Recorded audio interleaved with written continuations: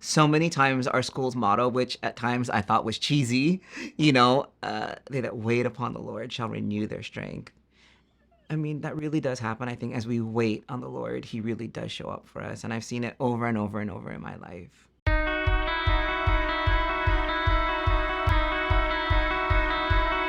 Hi, my name is Stanton Sunaoka. I graduated in 1991, and I'm currently a flight attendant with Hawaiian Airlines. After I left HBA, I went to school in Washington State at Western Washington University, and I became a teacher. I went to school for elementary education and special education. I taught up there for a year, moved back to Hawaii, and started teaching here. And all of a sudden, my brother, 1994 graduate, was hired at Hawaiian Airlines and told me that I should apply as a flight attendant. And I did, and it wasn't really something that I ever thought that I'd ever want to do, but it was something that I think we just kind of fell into. I really love living in Hawaii. I love hiking and being outside in nature, surfing, being at the beach.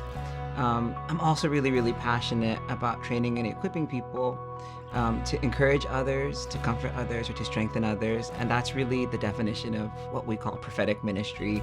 During COVID, I was furloughed. I took a voluntary furlough from Hawaiian Airlines, but I still had my flying benefits.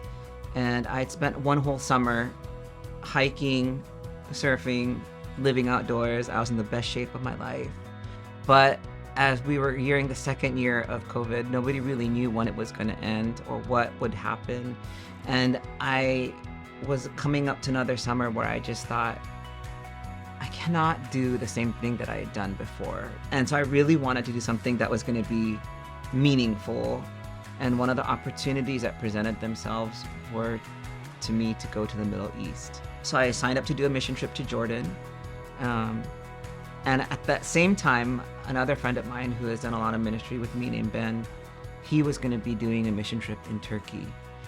And he said, hey, you should come and join my trip when your trip is done. And that opened up doors for us to go to Lebanon together, back to Jordan, Iraq, and actually end up in Sweden, where we got to do the same sort of ministry that I'm talking about, where we're encouraging, strengthening, and comforting people.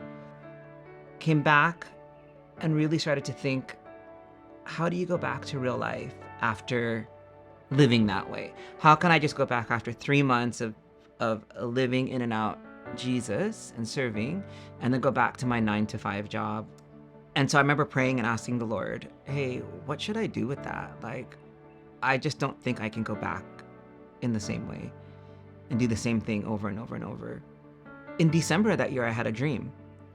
And in the dream, I was in the forest and I was picking up these fruits from the ground, and they were called kaula fruit. Somebody was like, hey, those are kaula fruit. And I woke up and I didn't really know what kaula meant.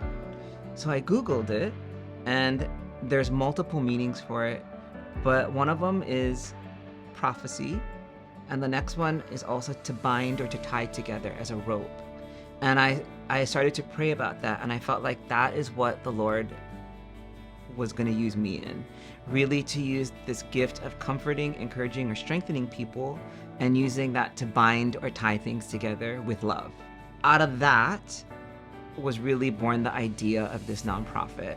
And the whole purpose of it is to take small micro mission teams and to use the prophetic gift to encourage long-term missionaries that are out on the field, to go there and just to invest in them, to spend time with them, and to invest and spend time with the people that they want us to invest and spend time with. I think the way that HBA really influenced my life is really believing that you can start something small or just kind of go for it, and it's okay to fail. I think another way that they've influenced was really to see how God breathes on things when you just bring him small things. I don't feel like I was always the best student.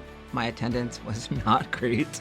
But the teachers and the people that were there were people that I knew really cared about me and really had a vested interest in my faith in the Lord.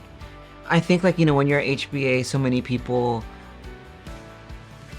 especially when you first come out, they're like, gosh, it was so sheltered, or it was, it's not like these other big schools. And we're not. And now looking back, I would say unapologetically, I'm glad we're not like all those other schools. There was really something special about the time that I had at HBA. And I also think the connections that I've made, for the long haul, they're so meaningful still, even to this day.